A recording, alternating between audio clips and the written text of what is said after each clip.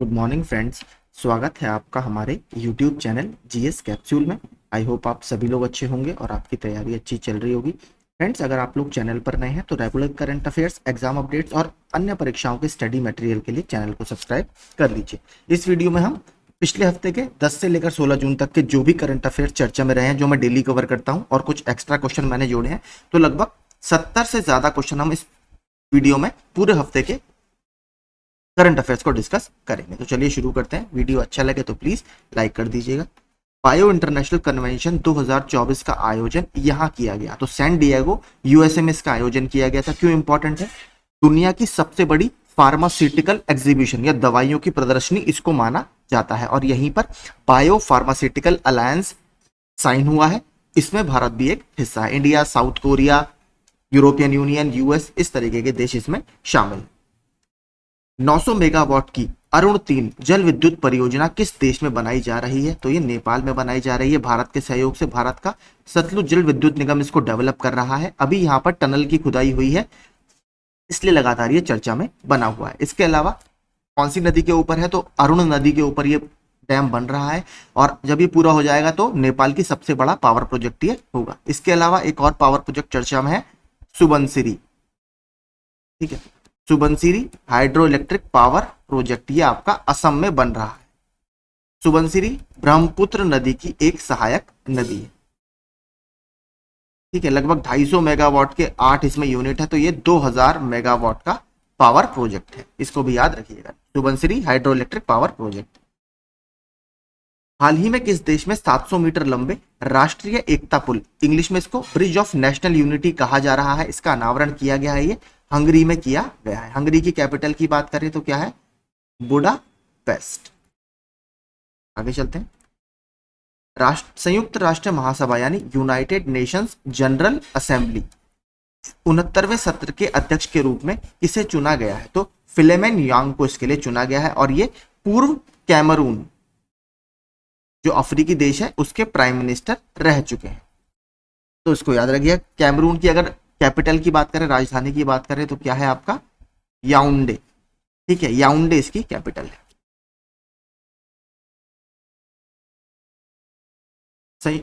स्वास्थ्य मंत्रालय ने किस संगठन के साथ मिलकर हाल ही में एक डिजिटल प्लेटफॉर्म, और इसका नाम क्या है? NHCX यानी national health claim exchange, launch किया है? ये insurance regulatory development authority of India यानी IRDAI ने लॉन्च किया है। हाल ही में खबरों में रही स्टैंडर्ड मिसाइल 6, शॉर्ट में SM-6, किस देश द्वारा विकसित की गई है? तो ये अमेरिका द्वारा विकसित की गई है। एक और मिसाइल अमेरिका द्वारा भी चर्चा में है, Minuteman third. Minuteman third missile भी चर्चा में थी, ये भी अमेरिका द्वारा ही डेवलप की गई है। हाल ही में खबरों में रहा इंदिरा गांधी प्राणी उद्यान यानी इंदिरा गांधी जूलॉजिकल पार्क किस राज्य में स्थित है? तो ये आंध्र प्रदेश में स्थित है। आंध्र प्रदेश की एक वाइल्ड लाइफ सेंचुरी या वन्यजीव अभ्यारण्य भी चर्चा में है अभी, उसका नाम है कौंडिन्य।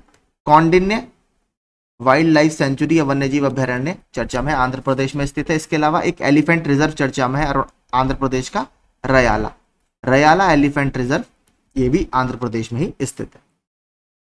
विश्व महासागर दिवस हर साल 8 जून को मनाया जाता है। विश्व महासागर दिवस 2024 का विषय क्या है? तो अवेकन न्यू डेप्थ्स यानी नई गहराइयों का, या नई गहराइयों को जागृत करें। 8 जून को देखिए मनाया जाता है। इस दिन एक इंपॉर्टेंट रिपोर्ट जारी की गई है। यूनेस्को, आप सभी ने सुना होगा, यूनेस्को का एक विंग है IOC, इंटर गवर्नमेंटल ओशियनोग्राफिक कमीशन, इसके द्वारा state of the ocean report 2024 यानी महासागरों की स्थिति रिपोर्ट 2024 जारी की गई है। इंटर गवर्नमेंटल ओशियनोग्राफिक कमीशन जो यूनेस्को के अंतर्गत आता है। EY world entrepreneur of the year 2024 से किसे सम्मानित किया गया है? तो वेलायन सुब्बैया जी को इस अवार्ड से सम्मानित किया गया है। RBI ने भुगतान धोखाधड़ी को कम करने के लिए डिजिटल भुगतान खुफिया प्लेटफॉर्म, तो देखिए डिजिटल पेमेंट्स इंटेलिजेंस नेटवर्क एक ये बनाना चाह रहे हैं RBI, तो इसके क्या क्या टेक्निकल एस्पेक्ट्स हो सकते हैं, उसके लिए RBI ने एक कमेटी गठित की है, और उस कमेटी के अध्यक्ष होंगे AP होता। तो AP होता कमेटी आपसे पूछे तो किसके लिए है? डिजिटल भुगतान खुफिया प्लेटफॉर्म डेवलप करने के लिए RBI द्वारा डेवलप की गई है। देखिए एक कमेटी अभी और चर्चा में है, सुप्रीम कोर्ट की जेंडर सेंसिटिवनेस कमेटी, ठीक है। इसकी जो चेयरपर्सन है कौन है? जस्टिस हिमा कोहली, ठीक है। ये हिमा कोहली जी की अध्यक्षता में बनाई गई है, क्योंकि आपको पता है जो लिंग समानता है उससे बहुत सारे प्रश्न लगातार बनते रहते हैं, तो इसको आप याद रखिएगा। ये इसकी चेयरपर्सन है। इसमें एक मेंबर है बीवी नागरत्नम है, ये इसमें मेंबर के रूप में शामिल हुई हैं, ये याद रखिएगा चेयरपर्सन। तो हिमा कोहली कमेटी पूछे तो जेंडर सेंसिटिवनेस कमेटी। हाल ही में किस संस्थान ने विश्व धन रिपोर्ट या वर्ल्ड वेल्थ रिपोर्ट जारी की है? तो ये कैप जेमिनी रिसर्च इंस्टीट्यूट ने जारी की है। हाल ही में खबरों में रहा मोंगला पोर्ट या मोंगला बंदरगाह किस देश में स्थित है? तो ये बांग्लादेश में स्थित एक बंदरगाह है। बांग्लादेश का ये सेकंड लार्जेस्ट या दूसरा सबसे बड़ा बंदरगाह है। अगर लार्जेस्ट की बात करें तो जो चिट्टगांव या चिटगांव आप इसको बोलते हैं, जो चिट्टगांव बंदरगाह है वो बांग्लादेश का सबसे बड़ा बंदरगाह है। म्यांमार का एक बंदरगाह चर्चा में है, सितवे बंदरगाह, ये कलादान नदी के ऊपर है और भारत को इसको ऑपरेट करने का भी लाइसेंस मिला है। इसके अलावा दो और आप याद कर लीजिए, एक तो चाबहार, ये सबको पता ही होगा, चाबहार ईरान में है। एक थोड़ा सा नया है, दार एस सलाम। दार एस सलाम आपका तंजानिया का एक पोर्ट है और अदानी को अभी इसके लिए लाइसेंस मिला है 30 साल का इसका कंटेनर पोर्ट ऑपरेट करने का, तो इसको भी याद रखिएगा। आगे चलते हैं। फ्रेंच ओपन 2024 का पुरुष एकल खिताब किसने जीता है? तो कार्लोस अल्काराज के द्वारा ये जीता गया है। कहाँ के प्लेयर है? तो ये स्पेनिश प्लेयर है, स्पेन के प्लेयर है। महिला कैटेगरी की बात करें, फ्रेंच ओपन 2024 का महिला एकल खिताब किसने जीता है? तो ईगा स्विएटेक द्वारा जीता गया है। ये कहाँ की प्लेयर है? ये पोलैंड की प्लेयर है। जलवायु परिवर्तन के कारण हाल ही में खबरों में आया गार्डी सुगडब द्वीप किस देश में स्थित है? तो देखिए अभी हुआ क्या है, यहां पर मैं बता देता हूं। इसमें आपको पता होगा जब जलवायु परिवर्तन क्लाइमेट चेंज हो रहा है तो ग्लेशियर आपके तेजी से पिघलते हैं, जिसकी वजह से सी लेवल राइज या समुद्र का जलस्तर बढ़ने लगता है और इससे सबसे ज्यादा नुकसान आपके आइलैंड्स को होता है, क्योंकि आइलैंड चारों तरफ से पानी से घिरे रहते हैं। इसीलिए अभी क्या हुआ यहाँ पर, इसी कारण से गार्डी सुगडब द्वीप से पूरी कम्युनिटी को बाहर कर दिया गया है, यानी बाहर निकालने की योजना बनाई जा रही है। इसको खाली करने का प्लान है और ये पनामा के अंतर्गत आता है। पनामा की अगर कैपिटल की बात करें तो पनामा की राजधानी है पनामा सिटी, इसको याद रखिएगा। और पनामा नहर आप सभी ने सुनी होगी। पनामा नहर किस किस को जोड़ती है? आपका प्रशांत महासागर से अटलांटिक महासागर को जोड़ती है। यही अगर बात करें तो कैरिबियन महासागर है, वैसे कैरिबियन सी उसी का ही एक भाग है। हाल ही में भारत और कतर के बीच निवेश पर संयुक्त कार्यबल यानी joint task force on investment की पहली बैठक इंपॉर्टेंट इसलिए है, कहां पर आयोजित की गई थी? तो ये नई दिल्ली में आयोजित की गई थी। एनपीसीआई इंटरनेशनल पेमेंट्स लिमिटेड, देखिए national payments corporation of India Bharat की एक जो यूपीआई वगैरह का पूरा इंफ्रास्ट्रक्चर देखती है उसकी कंपनी है या एंटिटी है। इसकी ग्लोबल विंग यानी जो बाहर के देशों के साथ टाई अप करती है वो ये कंपनी है एनपीसीआई इंटरनेशनल पेमेंट्स लिमिटेड। इसने हाल ही में यूपीआई भुगतान को सक्षम करने के लिए किस दक्षिणी अमेरिकी देश के साथ हाथ मिलाया है? तो इन्होंने पेरू के साथ अभी हाथ मिलाया है। और देखिए इंपॉर्टेंट क्यों है, ये पहला साउथ अमेरिकी या पहला दक्षिण अमेरिकी देश बन गया है जिसने इस तरह की यूपीआई फैसिलिटीज के लिए टाई अप किया है, इसलिए चर्चा में है। पेरू की राजधानी की बात करें तो इसकी राजधानी है लीमा। आगे चलते हैं। हाल ही में किस राज्य सरकार ने 100 करोड़ रुपए के निवेश के साथ महाराणा प्रताप पर्यटन सर्किट के विकास की घोषणा की है? तो ये राजस्थान सरकार ने की है। महाराणा प्रताप आपको पता है 1576 के बैटल ऑफ हल्दी घाटी या हल्दी घाटी के लड़ाई से संबंधित है। हाल ही में किस संगठन ने state of world fisheries and aquaculture 2024 report जारी की है? तो देखिए ग्लोबल लेवल पर जो मत्स्य पालन होता है और एक्वाकल्चर होता है उसका स्टेटस ये बताती है, तो ये फूड और एग्रीकल्चर ऑर्गेनाइजेशन के द्वारा जारी की गई है। एफएओ की बात करें अगर तो इसकी स्थापना 1945 में की गई है। इसका मुख्यालय इटली की राजधानी रोम में स्थित है। आगे चलते हैं। हाल ही में किस संस्थान ने भारत में ड्रोन स्टार्टअप्स को बढ़ावा देने के लिए उड़ान कार्यक्रम शुरू किया है? तो हमारे लिए इंपॉर्टेंट है, उत्तर प्रदेश का है। आईआईटी कानपुर ने अभी ये उड़ान कार्यक्रम शुरू किया है। आईआईटी कानपुर हमने पिछले हफ्ते भी कवर किया था।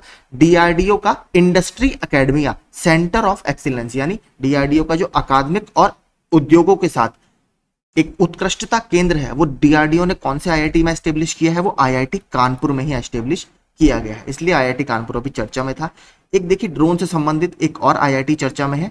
अग्नि से बचाव के लिए ड्रोन ठीक है, यानी फायर सेफ्टी के लिए ड्रोन एक डेवलप किया है आईआईटी धारवाड़ ने। धारवाड़ आपका कर्नाटक में है, तो आईआईटी धारवाड़ ने एक ये अग्नि से बचने के लिए ड्रोन डेवलप किया है।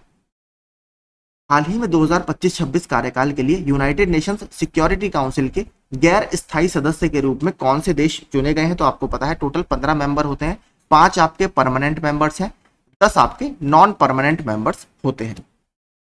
तो जो नए मेंबर्स हैं उसमें इस बार शामिल हुए हैं पाकिस्तान, सोमालिया, डेनमार्क, ग्रीस और पनामा, इनको चुना गया है। हाल ही में जारी कंटेनर पोर्ट प्रदर्शन सूचकांक 2024 में किस बंदरगाह ने 19वां स्थान प्राप्त किया है? तो टॉप 20 में शामिल ये एकमात्र भारतीय बंदरगाह है, विशाखापट्टनम बंदरगाह ने इस बार इसमें ये स्थान हासिल किया है। इसको जारी कौन करता है? ये जॉइंटली वर्ल्ड बैंक यानी विश्व बैंक और S&P मार्केट इंटेलिजेंस के द्वारा डेवलप किया गया है। S&P मार्केट इंटेलिजेंस और वर्ल्ड बैंक के द्वारा। लगातार तीसरे साल कैनेडियन ग्रैंड प्रिक्स किसने जीता है? तो मैक्स वर्स्टैपन ने 3rd टाइम इसको जीता है लगातार। लोकसभा चुनाव जीतने वाली सबसे कम उम्र की आदिवासी महिला कौन बनी है? तो प्रियंका जरीखोली जी बनी है, कर्नाटक से ये जीतकर आई हैं। एशियाई बैंकर द्वारा एशिया प्रशांत क्षेत्र में सर्वश्रेष्ठ व्यवसाय नियामक यानी बेस्ट बिजनेस रेगुलेटर का पुरस्कार किस संस्था को दिया गया है? तो securities and exchange board of India को दिया गया है। इसकी स्थापना 1988 में की गई है, लेकिन इसको वैधानिक दर्जा 1992 में सेबी एक्ट 1992 के तहत दिया गया है। इसको हमें याद रखना है। हेडक्वार्टर इसका मुंबई में है। जो इसकी वर्तमान चेयरपर्सन है वो है माधवी पुरी। भारतीय नौसेना की पहली महिला हेलीकॉप्टर पायलट कौन बनी है? तो अनामिका बी राजीव जी बनी है। ये भी अभी चर्चा में था, पासिंग आउट परेड हुई थी, उसमें आपने देखा होगा इनको गोल्डन विंग्स प्रदान किए गए हैं। अल्टीमेट फाइटिंग चैंपियनशिप जिसको UFC शॉर्ट में बोला जाता है, इसमें फाइट जीतने वाली पहली भारतीय कौन बन गई है? तो पूजा तोमर जी बन गई है। हाल ही में खबरों में रहा वीरांगना दुर्गावती टाइगर रिजर्व किस राज्य में स्थित है? तो मध्य प्रदेश का ये 7th या 7वां टाइगर रिजर्व है। इसमें देखिए 2 आपके शामिल हैं, एक है आपका नौरादेही वाइल्ड लाइफ सेंचुरी या नौरादेही वन्यजीव अभयारण्य और दूसरा है आपका Durgavati wild life sanctuary, Durgavati वन्यजीव अभयारण्य। इन दोनों को मिलाकर ही ये टाइगर रिजर्व बनाया गया है। नौरादेही याद रखिएगा, ये अलग से पूछता भी रहता है। क्यों चर्चा में है? यहां पर अभी एक चौसिंगा यानी 4 सींग वाला डियर को देखा गया है। हाल ही में विश्व ऊर्जा निवेश रिपोर्ट यानी वर्ल्ड एनर्जी इन्वेस्टमेंट रिपोर्ट किस संगठन द्वारा जारी की गई है? तो इंटरनेशनल एनर्जी एजेंसी ने इसको जारी की है। ये Paris based intergovernmental organization है। 1974 में इसकी स्थापना की गई थी, organization of economic cooperation and development की रिकमेंडेशन पर। हाल ही में संयुक्त राष्ट्र महासभा ने किस वर्ष को क्वांटम विज्ञान और प्रौद्योगिकी का अंतरराष्ट्रीय वर्ष घोषित किया है? तो अगला साल जो होगा वो क्वांटम मैकेनिक्स या क्वांटम फिजिक्स को डेडिकेटेड होगा। बात करें अगर 2024 की, तो 2024 किसके लिए साल है? तो ये ऊंट का वर्ष है। ठीक है, कैमेलिड्स, जो ऊंट की जितनी प्रजातियां होती हैं उसको मिलाकर कैमेलिड्स बोला जाता है। तो ये इंटरनेशनल ईयर ऑफ कैमेलिड्स है 2024, ये भी आप याद रखिए। 25वां होगा क्वांटम फिजिक्स को समर्पित। किस देश ने 2024 के अंत तक 10 लाख भारतीय कौवों को खत्म करने की कार्य योजना की घोषणा की है? तो कीनिया ने अभी ये घोषणा की है, क्योंकि यहाँ पर ये जो भारतीय कौवे हैं ये लोकल जो बर्ड्स हैं उनको काफी परेशान कर रहे हैं और जिससे लोकल बायोडाइवर्सिटी खतरे में पड़ रही है। कीनिया की राजधानी की बात करें तो कीनिया की राजधानी है नैरोबी और यहाँ पर किसका हेडक्वार्टर है? UNEP का हेडक्वार्टर नैरोबी में ही स्थित है। कीनिया के अभी एक वजह से और चर्चा में था, कीनिया में जो इनके मिलिट्री चीफ थे इनकी अभी हेलीकॉप्टर क्रैश में डेथ हो गई थी, जिनका नाम था फ्रांसिस ओगोला। ठीक है, फ्रांसिस ओगोला, इसको याद रखिएगा। और एक और अफ्रीकी कंट्री है मलावी, उसके भी अभी उपराष्ट्रपति की हेलीकॉप्टर क्रैश में डेथ हो गई है, तो वो नीचे हम प्रश्न देखेंगे। आगे चलते हैं। वीडियो अच्छा लग रहा हो तो प्लीज लाइक जरूर कीजिएगा। हाल ही में खबरों में रही घाटप्रभा नदी किस नदी की सहायक नदी है? बहुत इंपॉर्टेंट है। तो ये कृष्णा नदी की सहायक नदी है। कृष्णा नदी साउथ या पेनिनसुलर इंडिया की, जिसको प्रायद्वीपीय भारत बोलते हैं, उसकी 2nd लॉन्गेस्ट रिवर है, यानी दूसरी सबसे लंबी नदी है। सबसे लंबी नदी कौन सी है वहां की? वो है गोदावरी नदी। गोदावरी नदी की जो लंबाई है लगभग 1465 किलोमीटर है। इसको वृद्ध गंगा या दक्षिण गंगा भी बोला जाता है। वृद्ध गंगा या इसको हम दक्षिण गंगा भी बोलते हैं। तो कृष्णा नदी की बात करें तो ये महाबलेश्वर, महाराष्ट्र का महाबलेश्वर से निकलती है, जो वेस्टर्न घाट में स्थित है या पश्चिमी घाट में स्थित है। इसकी कुछ अन्य सहायक नदियां अगर मैं आपको बताऊं, रिवीजन के लिए अच्छा रहेगा, तो तुंगभद्रा, भीमा, कोयना, वरना, पंचगंगा, मालप्रभा, दूधगंगा और मूसी। और देखिए मूसी जो इंपॉर्टेंट इसकी सहायक नदी है, क्यों? जो हैदराबाद शहर है वो मूसी के किनारे ही बसा हुआ है। मूसी को आप मूसी नूरू भी कहीं कहीं पढ़ेंगे, ठीक है। तो मूसी दिखे या मूसी नूरू दिखे, हैदराबाद जो शहर है वो इसी नदी के किनारे बसा हुआ है। ये चलते हैं। हाल ही में किस संगठन ने बच्चों के खिलाफ उल्लंघन करने वाले अपराधियों की वैश्विक सूची में इजराइल की सेना को शामिल किया है? तो संयुक्त राष्ट्र ने अभी इनको शामिल किया है। आपसे ये दूसरी तरीके से भी पूछ सकता है कि हाल ही में संयुक्त राष्ट्र ने बच्चों के खिलाफ उल्लंघन करने वाले अपराधियों की सूची में कौन से देश को या कौन से देश की सेना को ऐड किया है? तो इजराइल की सेना को ऐड इसमें किया गया है, क्योंकि लगातार गाजा पट्टी में इजराइल अटैक कर रहा है और आपको पता है उसमें कई सारे निर्दोष लोगों की जान भी जा रही है। फार्सिस ज्वालामुखी हाल ही में खबरों में देखा गया था, यह किस ग्रह पर है? तो ये मंगल ग्रह पर स्थित एक ज्वालामुखियों का पूरा क्षेत्र है। G7 शिखर सम्मेलन का आयोजन कहां पर किया जा रहा है? तो अपूलिया एक शहर है इटली का, ठीक है, अपूलिया, वहां पर यह आयोजित किया जा रहा है। और भारत भी इसमें आउटरीच कंट्री के रूप में गया है, नरेंद्र मोदी जी ने इसमें पार्टिसिपेट किया है। अंतरराष्ट्रीय खगोलीय संघ ने मंगल ग्रह पर स्थित एक क्रेटर का नाम किसके नाम पर रखा है? तो प्रोफेसर देवेंद्र लाल जी के नाम पर एक क्रेटर का नाम लाल क्रेटर, ये नाम रखा गया है। और इसके अलावा दो और क्रेटर्स के नाम उन्होंने वहां पर रखे हैं। एक है मुरसान क्रेटर, मुरसान क्रेटर, दूसरा है हिल्सा क्रेटर, हिल्सा क्रेटर। तो ये तीनों आप याद रखिए। क्रेटर क्या होता है? क्रेटर कुछ नहीं होता, सरफेस पर एक काफी गहरा या काफी बड़ा गड्ढे को आपका क्रेटर बोला जाता है। हाल ही में खबरों में रहा नागरहोल टाइगर रिजर्व किस राज्य में स्थित है? तो ये कर्नाटक का एक टाइगर रिजर्व है। कर्नाटक में एक और काफी इंपॉर्टेंट है बांदीपुर, इसको भी याद रखिएगा। हाल ही में खबरों में रहा बिनसर वन्यजीव अभयारण्य किस राज्य में स्थित है? तो देखिए अभी बहुत हृदय विदारक यहाँ पर एक घटना हुई, आपको पता है उत्तराखंड के जंगलों में लगातार आग लगी हुई है। तो यहीं पर जो फायर वॉचर्स होते हैं, जो आग का फैल तो नहीं रही इसको देखते हैं, यहाँ पर एक गाड़ी उनकी जल गई और उसमें 4 फायर वॉचर्स की मौत हो गई थी। तो बिनसर वन्यजीव अभयारण्य उत्तराखंड में स्थित है। विश्व रक्तदाता दिवस हर साल मनाया जाता है कब? तो ये 14 जून को मनाया जाता है। इस दिन क्या हुआ था? एबीओ ब्लड ग्रुप की खोज की थी। किसने? ब्लड ग्रुप की खोज कार्ल लैंडस्टीनर द्वारा की गई है, ठीक है, कार्ल लैंडस्टीनर ने इनकी खोज की थी। और ये मैंने आपको बताया था ब्लड सर्कुलेशन सिस्टम, हमारी बॉडी में ब्लड फ्लो कैसे कैसे होता है, हार्ट उसको कहां पंप करता है, उसकी खोज किसने की है? सर्कुलेटरी सिस्टम की, तो उसकी खोज की है विलियम हार्वी ने, ठीक है। आगे चलते हैं। भारत के सुमित नागल ने जून 2024 में जर्मनी में हीलब्रॉन नेकर कप चैलेंजर जीता। यह किस खेल से संबंधित है? तो यह टेनिस का एक टूर्नामेंट है और भारत के सुमित नागल ने इसको जीत लिया। उत्तराखंड के पौराणिक शहर जोशीमठ का नाम बदलकर क्या कर दिया गया है? ज्योतिर्मठ इसका नाम कर दिया गया है। आदिगुरु शंकराचार्य द्वारा स्थापित 4 मठों में से ये एक है।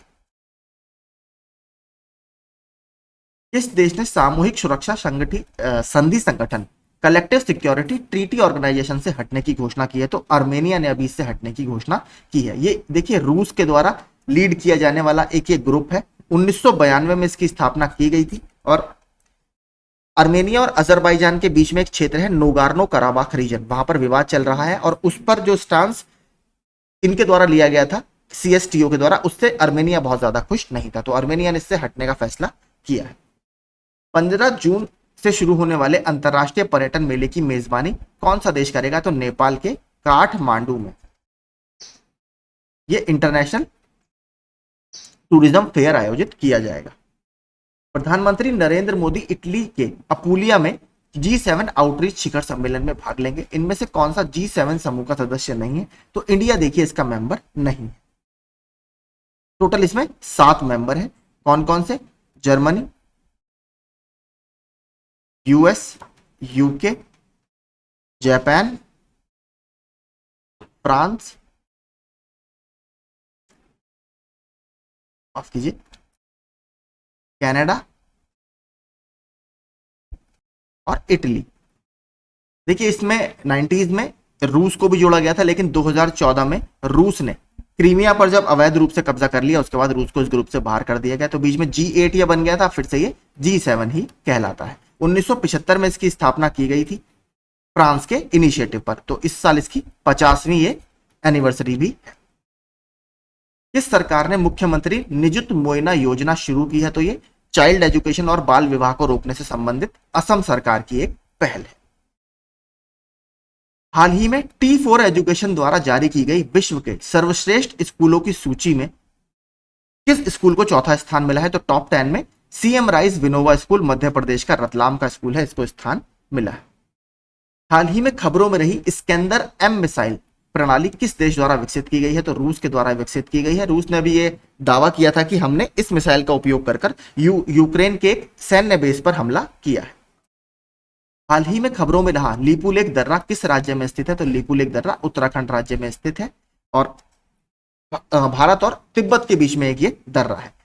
बात करें अगर एक और दर्रे की, तो वो काफी इंपॉर्टेंट है। एक दर्रा और है यहाँ पर, मुलिंगला, ये भी उत्तराखंड में स्थित है। इसके अलावा उत्तराखंड में माना पास है या माना दर्रा है, और इसके अलावा नीति जो दर्रा है, नीति दर्रा ये भी आपका उत्तराखंड में ही स्थित है। हाल ही में समाचारों में देखा गया कावली पुरस्कार किस क्षेत्र में प्रदान किया जाता है? तो ये विज्ञान के क्षेत्र में दिया जाता है, स्पेशली 3 एरियाज में दिया जाता है। एक आपका खगोल भौतिकी यानी एस्ट्रोफिजिक्स, दूसरा नैनो साइंस, तीसरा न्यूरो साइंस।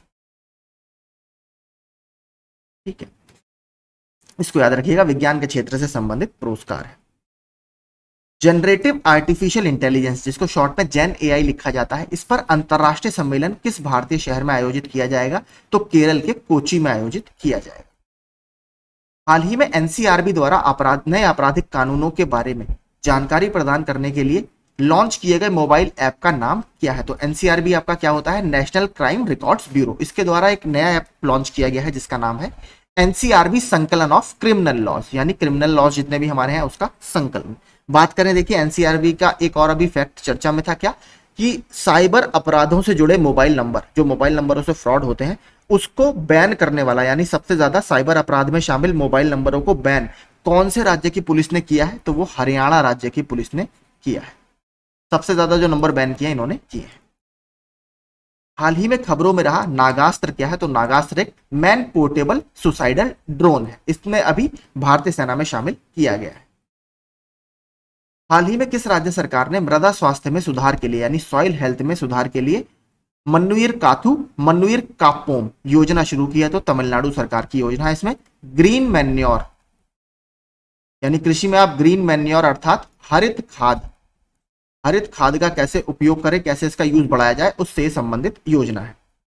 तो सस्टेनेबल एग्रीकल्चर आप इसको मान सकते हैं।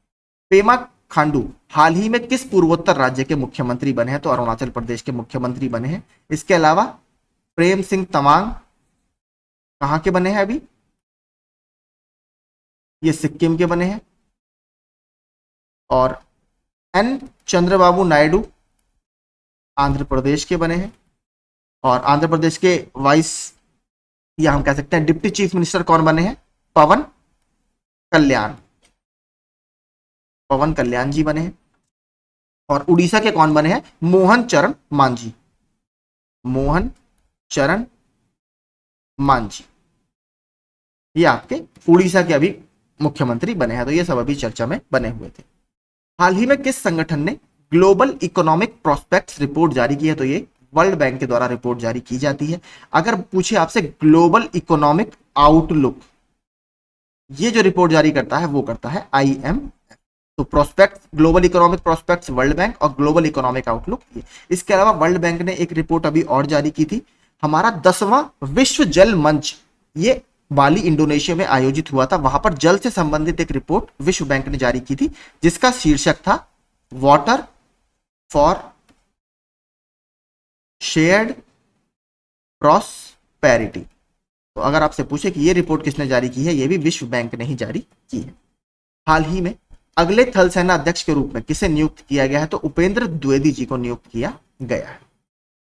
हाल ही में खबरों में रहा गांधी सागर वन्यजीव अभयारण्य किस राज्य में स्थित है, तो ये मध्य प्रदेश राज्य में स्थित है और इसमें अभी जो चीता है उसको रीइंट्रोड्यूस करने की बात की जा रही है। इससे पहले हम कूनो पालपुर में रीइंट्रोड्यूस कर चुके हैं, अब यहां पर रीइंट्रोड्यूस या पुनर्विस्थापित करने की बात उनको की जा रही है। हाल ही में जापान भारत समुद्री अभ्यास 2024 जिसको जीमैक्स बोला जाता है कहां शुरू हुआ, तो योकोसुका जापान में आयोजित किया गया। इसका ये 8th एडिशन था या 8वां संस्करण था। इनके बीच में कौन सी डिफेंस एक्सरसाइज होती है, अगर बात करें तो थल सेना के रूप में धर्मा गार्जियन, ये इंडिया और जापान के बीच में होती है। और अगर बात करें वीर गार्जियन, जो वीर गार्जियन आपकी एयरफोर्स के साथ एक्सरसाइज होती है। तो जापान के साथ हम तीनों ही तरीके की एक्सरसाइज करते हैं। हाल ही में विमान दुर्घटना में मारे गए टोलोस क्लॉस चिलीमा किस देश के उपराष्ट्रपति थे, मैं आपसे यही कह रहा था, तो ये मलावी के उपराष्ट्रपति थे। इनकी अभी हेलीकॉप्टर क्रैश में डेथ हो गई। कौन सा देश 2025 में पुरुषों के जूनियर हॉकी विश्व कप की मेजबानी करेगा, तो इंडिया इसकी मेजबानी करने वाला है। हाल ही में प्रेम सिंह तमांग किस हिमालयी राज्य के मुख्यमंत्री बने हैं, मैंने आपको ऊपर बता दिया, सिक्किम के। हाल ही में ब्रिक्स देशों के विदेश मंत्रियों की बैठक कहां पर आयोजित की गई, तो ये निजनी नोवगोरोड रूस में आयोजित की गई। पिछले साल ब्रिक्स का एक्सपेंशन किया गया था, नए मेंबर्स को उसमें जोड़ा गया था, उसके बाद ये पहली बड़ी बैठक है। हाल ही में खबरों में रहा क्रेते द्वीप किस देश का सबसे बड़ा द्वीप है, तो ये ग्रीस का सबसे बड़ा द्वीप है, एजियन सागर में ये पड़ता है। ठीक है, एजियन सागर में ये, एजियन सी में ये पड़ता है। क्यों चर्चा में था, यहां पर एक एयरपोर्ट की खुदाई हो रही थी, तो उसी खुदाई के दौरान लगभग 4000 साल पुराने आर्कियोलॉजिकल एविडेंस या पुरातात्विक अवशेष हमें यहां से मिले हैं क्रेटे द्वीप से। हाल ही में किस संगठन ने raising ambition accelerating action towards enhanced NDCs for forest, NDC क्या होते हैं आपके नेशनलाइज्ड डिटरमाइंड कंट्रीब्यूशंस, जो आपका पेरिस क्लाइमेट एग्रीमेंट हुआ था 2015 में, उसमें हर कंट्री ने अपने कुछ टारगेट्स दिए थे, उसी को नेशनलाइज्ड डिटरमाइंड कंट्रीब्यूशन बोला जाता है या नेशनली डिटरमाइंड कंट्रीब्यूशन बोला जाता है। तो ये रिपोर्ट किसने जारी की है, यूएनईपी ने इसको अभी जारी किया है। हेडक्वार्टर मैं आपको बता चुका हूं, कीनिया के नैरोबी में इसका हेडक्वार्टर है। हाल ही में किस राज्य सरकार ने अंतरराज्यीय हवाई सेवा सुविधा पीएम श्री पर्यटन हवाई सेवा शुरू की है, तो मध्य प्रदेश सरकार ने शुरू की है। हाल ही में किस मंत्रालय ने आयुष पर पहला अखिल भारतीय सर्वेक्षण जारी किया, तो मॉस्पी ने जारी किया है। मॉस्पी की फुल फॉर्म क्या होती है, ministry of statistics and programme implementation या सांख्यिकी और कार्यक्रम कार्यान्वयन पर मंत्रालय। ये पहली रिपोर्ट सर्वे है, इसलिए बहुत इंपॉर्टेंट है। हाल ही में किस संगठन global trends report force displacement in 2023 यानी जबरदस्ती का जो या बलात् विस्थापन है उसकी बारे में ये हमें बताता है, तो ये शरणार्थियों के लिए संयुक्त राष्ट्र उच्चायुक्त यानी United Nations high commissioner for refugees इसके द्वारा ये जारी की गई है। हाल ही में किस सशस्त्र बल ने एकीकृत जनरेटर निगरानी सुरक्षा और नियंत्रण प्रणाली विद्युत रक्षक लॉन्च किया, तो इंडियन आर्मी ने अभी लॉन्च की। हर साल किस दिन को विश्व बाल श्रम निषेध दिवस के रूप में मनाया जाता है, तो 12 जून को मनाया जाता है। भारत के संविधान के अनुच्छेद 24 में आपको पता है 14 साल से कम उम्र के जो बच्चे हैं उनको आप हैजार्डस इंडस्ट्री में शामिल नहीं कर सकते, तो ये एक आर्टिकल उससे संबंधित है। जून 2024 में किस कंपनी ने व्यावसायिक कार्यों की में दक्षता को बढ़ाने के लिए लैब 45 एआई प्लेटफॉर्म लॉन्च किया है, तो विप्रो ने अभी ये लॉन्च किया है। एआई मतलब artificially intelligent platform. Global gender gap index 2024 के बारे में निम्नलिखित बिंदुओं पर विचार करें। ग्लोबल जेंडर गैप इंडेक्स विश्व बैंक द्वारा जारी किया जाता है, गलत है, इसको वर्ल्ड इकोनॉमिक फोरम या विश्व आर्थिक मंच जारी करता है। भारत विश्व आर्थिक मंच के ग्लोबल गैप इंडेक्स में 2 पायदान खिसककर 129वें स्थान पर आ गया है, बिल्कुल ठीक है। आइसलैंड इस इंडेक्स में शीर्ष पर रहा, उसके बाद स्पेन, स्वीडन, न्यूजीलैंड और नॉर्वे शीर्ष पर रहे, ये भी बिल्कुल ठीक है। दुनिया में सूडान 146 देशों के इंडेक्स में सबसे अंतिम स्थान पर रहा, ये भी ठीक है। दक्षिण एशिया में भारत, बांग्लादेश, नेपाल और श्रीलंका के बाद चौथे नहीं, देखिए इंडिया यहां पर 5th रैंक पर है, ठीक है। देखिए इसमें ये वाला भी गलत है, मैंने इसको ध्यान से पूरा पढ़ा नहीं। तो आइसलैंड देखिए रैंक 1 पर है, बिल्कुल ठीक है, लेकिन उसके बाद देखिए स्पेन नहीं है, उसके बाद आपका फिनलैंड है, ठीक है। बात करें अगर तीसरी रैंक की, तीसरी रैंक पर आपका नॉर्वे है। तो टॉप के 3 ये कंट्री हैं, आइसलैंड, फिनलैंड, नॉर्वे, तो ये भी आपका गलत है, यानी इन बिंदुओं में से हमें पूछना है कितने गलत है, तो टोटल 3 आपके इसमें गलत हैं, 2 सही है। तो ऑप्शन सी हमारा यहाँ पर ठीक है। प्रतिष्ठित 2024 ऑस्कर अकादमी गोल्ड राइजिंग प्रोग्राम के लिए किसे चुना गया है, तो इसके लिए नेत्रा गुरुराज जी को चुना गया है। एक ये सिनेमेटोग्राफर है। तो ये सारे हमारे देखिए करंट अफेयर्स के प्रश्न थे इस पूरे हफ्ते जो चर्चा में रहे हैं। आई होप लगभग सारे इंपॉर्टेंट प्रश्न मैंने इसमें कवर करने की कोशिश की है। वीडियो यूजफुल लगा हो, आपके एग्जाम पॉइंट ऑफ व्यू से अच्छा लगा हो, तो प्लीज चैनल को सब्सक्राइब और वीडियो को लाइक कर दीजिएगा। Thank you so much.